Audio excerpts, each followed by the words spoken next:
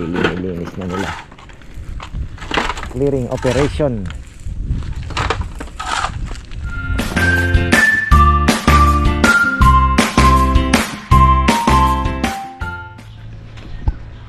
Uy, isang magandang buhay mga ka-farmer. Ayan, it's a beautiful day today.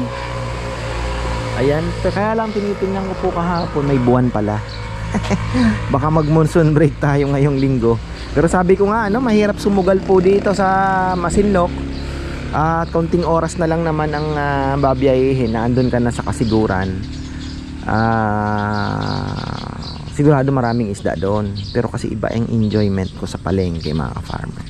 Iba kasi yung palengke ng Masinloc. So ayan, bago tayo mag-ikot-ikot at gawin ang mga bagay-bagay, nag-spray na naman tayo kahapon ng kanilang food na punong-puno ng nutrients. Yung Cattleya na mulaklak na. Ayan.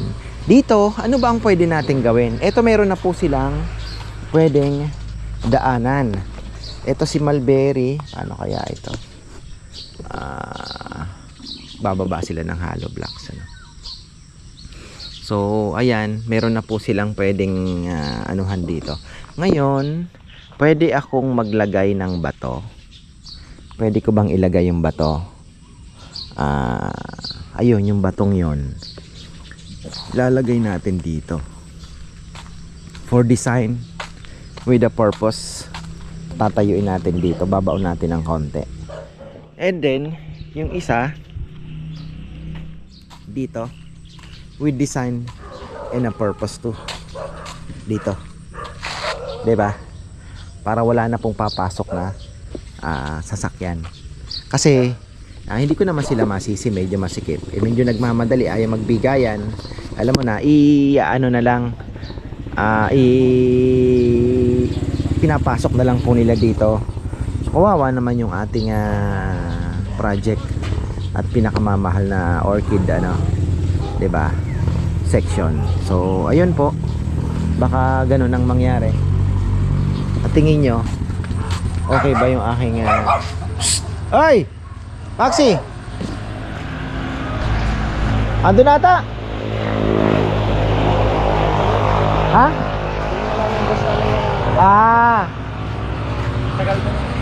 Ayan o. So, yun po yung ating pinag-iisipan. Hindi ako makatulog kasi every Sunday at Saturday ganyan po nangyayari. Kasi talagang medyo marami na po ang dumadaan. Sabi ko nga, hindi ko naman po iniisip na ganito ang mangyayari, di ba? So itong farm na to,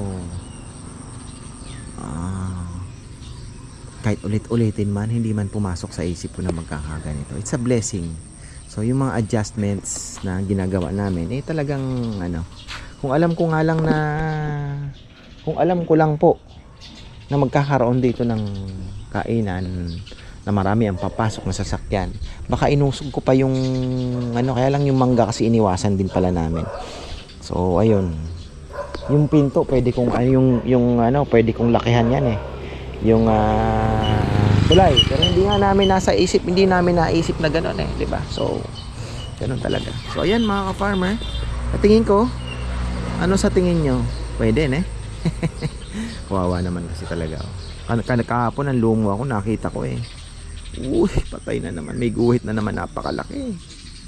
So ayun, hindi mo naman masisisi nga. So baka maglagay na lang po tayo dito ng tatayo natin diyan na ito, di ba? Tapos doon siguro sa may bandang gitna para medyo alanganin na yung sasakyan. So ayun lang, at ako'y maghahatid na ng aking mga anak. Galing na po ako ng palengke kanina, napakaaga dahil wala na palang rekado. Meron kaming order ngayon na isa, alas 11 pa naman. So okay na yon. Hopefully gumanda-ganda na ang panahon at matapos na po itong aming project. Di ko alam kung ano pa yung susunod at yung kusina, titingnan natin kung meron pa si manager. Kung wala na, ipon ulit tayo. Ganun naman ang sitwasyon. So tsaga-tsaga. At ang good news ay langaw update. sarado na po yung poultry. Pero syempre yung langaw po na andyan pa, nakakalat pa yan. At the same time, sana naman nagsara sila, nilinis nila ng maigi na. Baka mamaya nagsara nga sila, yung mga ipot inayaan lang dahil ano, di ba? So yung langaw po na andun pa rin, nagpo-produce pa rin ng langaw, di ba? Yung ipot, yung ipot po, yung ammonia noon, yung mga proteins na naandoon sa ipot. Kasi napakataas pa rin po ng actually ng protina nung ipot nung ano, kasi very high protein po ang pinakakain nila diyan. Lalo na kung broiler, yung pangkatay talaga. So imagine nyo 32 days na lang 1.2 1.4 kilos na. So yung ipot po niya napakataas pa rin at ang taas din ng ammonia. So ang mangyayari niyan, talaga pong nag-accumulate, talagang magpo-produce ng maraming uod na magiging langaw. So ayun po yung ano, pero kung nalinis naman nila at ano, so mga sandali na lang po tayo kasi mga 2 weeks. Pero pahunti na, paupa na ng pahupa yan. Kasi ano nauubos na, di ba? Wala na nagpo-produce. So ang lifespan ng langaw is 28 days to 35 days yata. Yun po yung kanyang ano na, hindi pala lifespan na. Yung paglangaw na siya. Excluding the uod ano, bago siya maging langaw. So ayun, medyo mahaba-haba pa. Pero sana ano, bawas-bawas na mga farmer at nakakahiya na rin sa mga kumakain. May mga syempre hindi naman po sanay, di ba? Kita nyo naman kahapon may ano ba nung Sunday naka BMW. Tapos syempre ganun siya ng ganun. Nahihiya ako, kaya lang out of ano na po na, hindi na po namin kontrolado yun So wala nga naman ipa-screen mo ang tema nga natin is, 'di ba? Open na kainan na may alam niyo na probinsya style, 'di ba? So outdoor. Tapos i-screen mo, hindi naman bagay. So ayun. Mga mamimingwit yata ng palaka Oy, mga ka-farmer, eto na tayo. Galing na ng palengke, 2 beses akong bumalik. Kasi dinaanan ko si mama. Ma, anong gusto mo? Ay, gano'n na naman siya. Ay, kakalabas na kasi si kuyang bangus na lang, sabi niya. O sige, bibili kita ng bangus kay ate. Ano ka, dalaga? Ano pa? Bili mo rin ako ng gulay na ano. O sige, binili ko ng bok choy. Meron tayong ito, lalagay natin sa mga langka. So ano po ito ng isda. Actually yung langka na yan, meron na yan. So itong ating langka, meron na yan. Binaunan ko na po ito ng saan ba? Itong ano, pili ay binaunan ko po ito ng yung mga balat ng saging na andyan. So hayaan na lang natin umulok. Medyo malayo lang. Ano naman yan, ma-absorb. Tapos dito naman, ito binaunan ko naman to ng isang siguro mga 4 na kilo yon na hasang ng isda. So okay na yan, kahit hindi na po natin i-compost, dito na lang yan, mabubulok na din naman yan. Hindi naman po mainit yon. So matagal-tagal nga lang, pero may magandang magagawa yan sa halaman. So inuunti-unti natin mga farmer. Sabi ko nga, bawat punta ng palengke makakuha ko ng pailan-ilan, kaya lang kailangan ko ng pala, pailan-ilang ilang kilo, bawat puno makukumpleto natin, 'di ba? So umiikot lang. Ayun, baka makakuha ka ng palakang bukid diyan. Ha? Nasa tubig na, no? Ayun. So eto, nagre-ready tayo. Sabi ko kay Papa yan, maganda yung nakuha natin. Salamat pala kay Sister Marisa Santo Tomas. Sa mga naghahanap ng hamba, mga farmer, message nyo lang po si Marisa Santo Tomas. Ang gaganda ng kanyang hamba at mga pinto. Ayan, sa mga naghahanap lang naman, kanyang bagong business. Magagaling daw ang karpentero. Yung lilinis na nila. Clearing operation. Paglalagyan natin ang mga bumili na po ako ng papayam, pintura dito, primer tsaka dilaw. Pag isang galon. Kailangan din ng primer no? Bakal epoxy. Tama yan para at least Pero meron namang nabibili nga naman kasama ng primer niya. tinanong kasi ako na primer na ba? Wala na pala doon yung suki natin. Si Meng, nasa Dubai na daw. Yung dating kinukuha na natin ng pintura. Pero lumaki na pwesto nila, no? Dami na kuya. Oo. Sa Mesulo? Oo, sa Misulo po. Lumaki. Nila na yung dito sa San Agustin tsaka sa Kakutod sa ano. Sa kanila na dito. Laki din ang tubo niya kasi bumili ka ng isang roller, ang layo ng diferensya sa Ritsan tsaka paintbrush lang, ang laki, halos doble presyo malaki. So ito na po yung ating mga halaman. Nakakatuwa talaga. I'm so happy talaga mga ka-farmer. Lalong lalo na po pag nailagay na po natin yung ating raised bed. Makapagtanim na tayo ng mga gulay. Naghahanap ako ng magandang pang-spray na natural, yung mga baking soda lang. Tingnan natin kung kasi talaga pong tres. Meron ka sa pako? Nandun sa pahingahan ng mga boys, 2 kilo. Na pwedeng i-spray kasi talagang mahirapan po tayo makapagpaganda ng halaman kung hindi natin i-sprayan. Pero syempre less chemical ang gagamitin natin, more on natural tayo. So ayan, para kami kakain Alin po? Tokwat baboy na may celery, na may liempo, pampaatake ng pampabara ng ugat.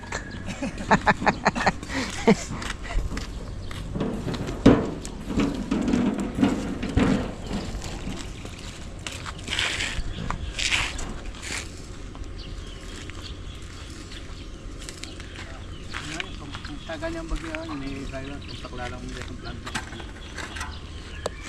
Yan. Tapos dumating na yung in-order kong 20 pieces pero kukulangin pa ito, 3,000 worth. Mahal ng bisyo ko ang mahal ng bisyo. Pero okay lang.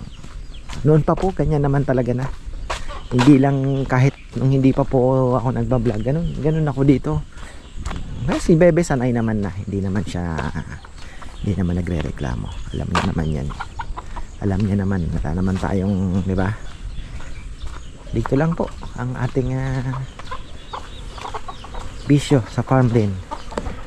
So dati ako'y bumibili ng mga buto sa Barcelona, yung mga seeds yan. Pagtanim na ako ng malalaking malalaking talong na yan.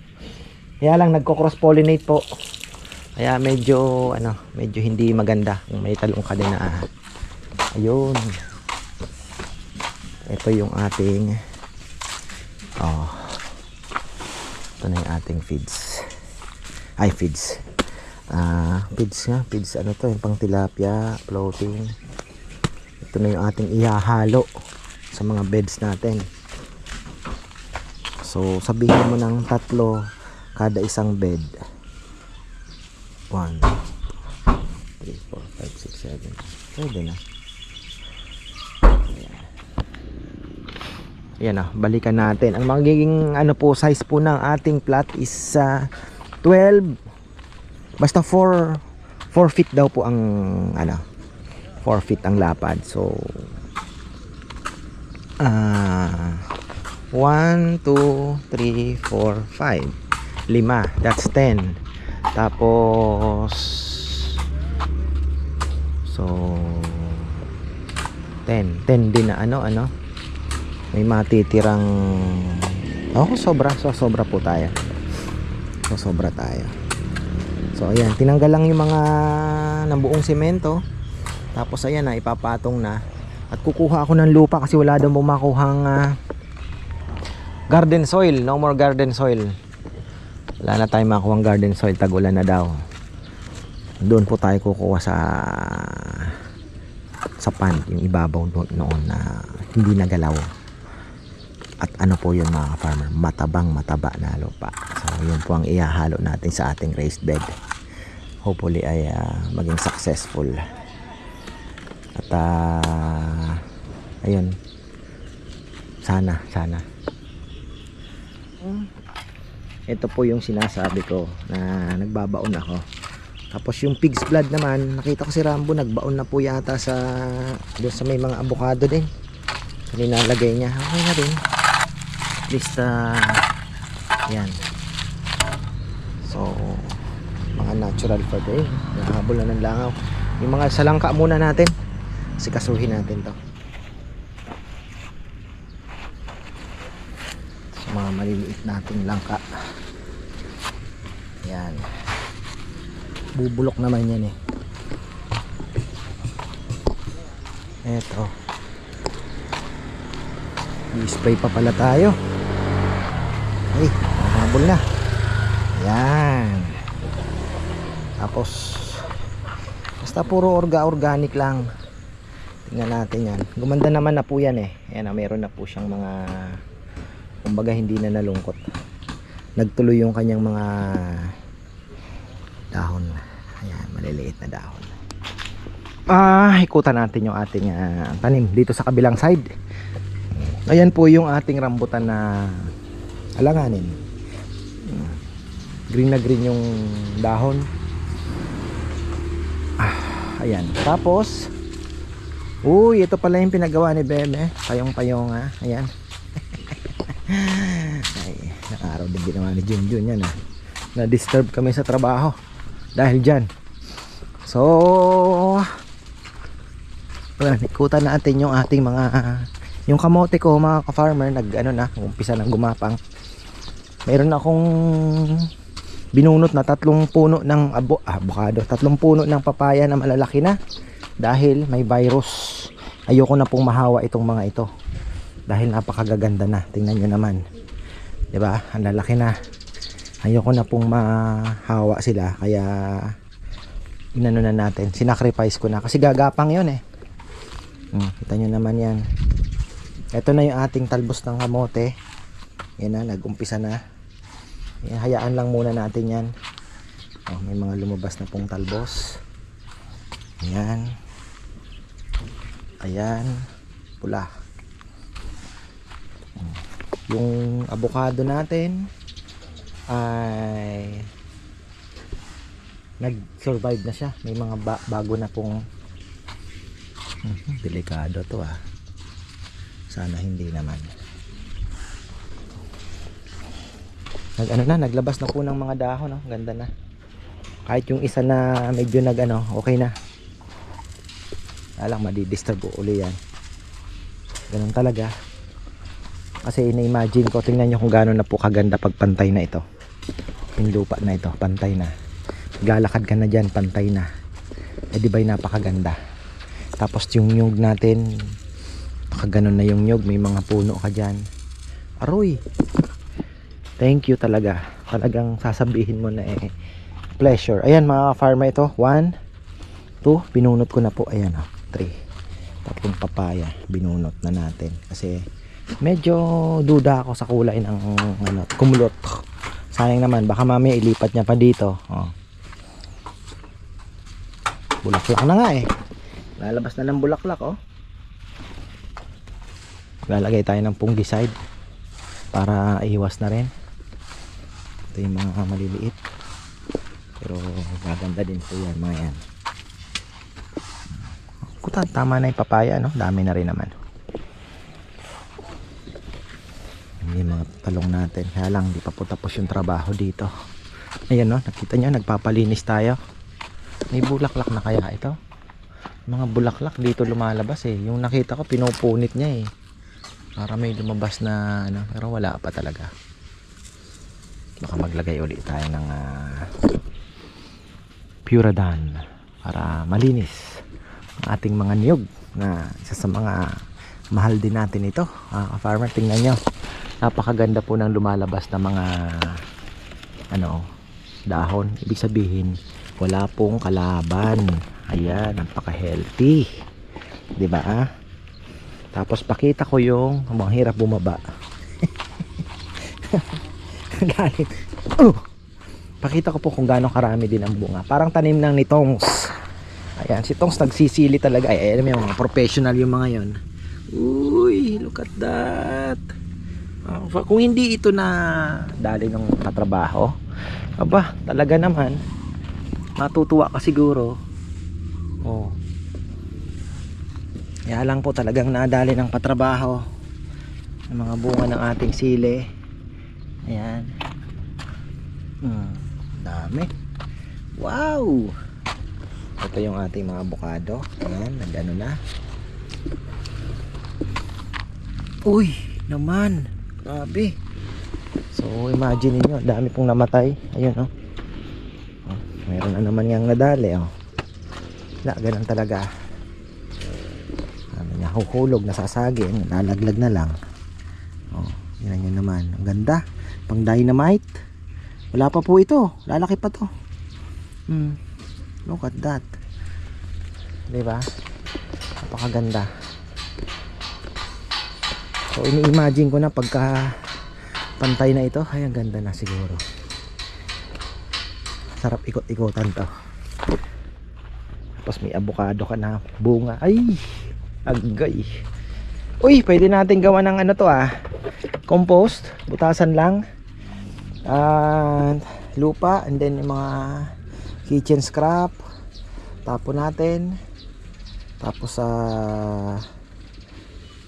lupa na naman, yung siguro yung chicken manure, maganda din 'yun. Sandwich lang, tapos dahon. Tingnan natin kung makakagawa tayo. Busy lang talaga. Ayun, ito pala yung mga puradan pa, tingnan nyo. Siguro naman effective naman talaga, effective naman siya. Ready ba?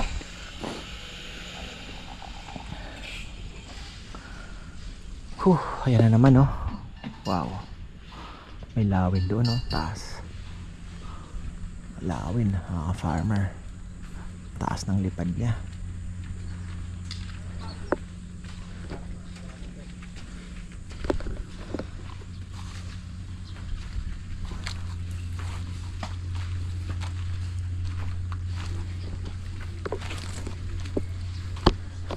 Ang mauunang mamunga ito. Uy, may insekto. Hindi ko alam kung nag-spray na ba si Kongkong. Nako, leaf miner. Ito po ang leaf miner na tinatawag. Nagmimina sila dyan. Iba naman po yan. Ayan, kita nyo parang nagmamapa. Ayan. Leaf miner yan. Kailangan natin ma-sprayhan din to. Talaga pong mahirap, maraming kalaban. Uy, ano to? Siling siling Taiwan. Ayan,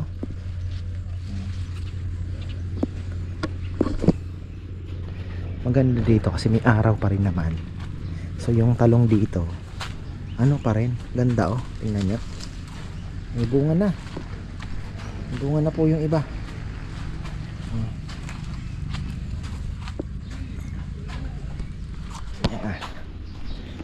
Ang daming project ni Jomar, ang gulo ng nila.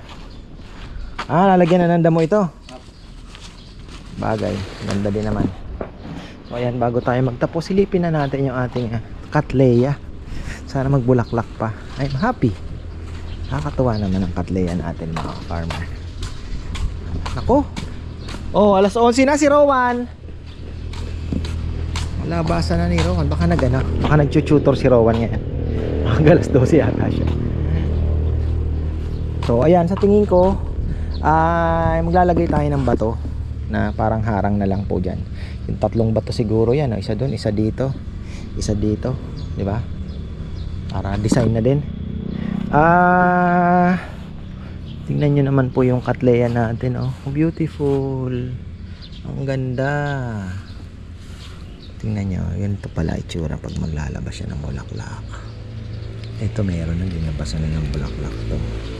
Ayun din. Hala, yung mga lumabas na palang bulaklak. Okay lang. Ating spray tayo kahapon dyan. Fish amino kasi hindi ko pa nabubuklat. Maglalagay sana ako ng fish amino din. Yung paunti-unti lang ba, light, very light lang, na laging may pabaon bawat spray mo. meron siya. Kasi meron din ako napanood, sabi niya, my secret is like this, I always spray them with the very light, ano daw, wag naman masobrahan. Wag naman araw-araw, very light lang na ano, na fertilizer. Ito po yung kanyang happiness din, tingnan mo. A dish of happiness. Di ba? Ayan na. Susunduin na. So, ayan. Nag-ano na tayo. Ito gusto ko magkaroon ng ganito yung mga yon. Di ba? So, ayan po mga ka-farmer. At yung ating rambutan, hopefully ay mag-success na po ito. At like I've always say na yun nga po, pagka hindi pa ito nag success, ay wala na, give up na tayo sa rambutan. Bibili na lang tayo ng per kilo. Pero ayun nga, habang may hininga subukan uli natin. Ayan, ako, dumilim na. So ayan po mga ka-farmer ang ating update. Nakapaglagay na tayo dito ng sa 3 langka nating nakatanim. Meron ng hasang, so pabaon natin yan. Ang susunod naman natin is yung mga avocado and lahat ng pwede nating lagyan. Kung makakakuha tayo kay Dindin, kuha tayo paunti-unti. So ayan, marami pong salamat at magandang buhay.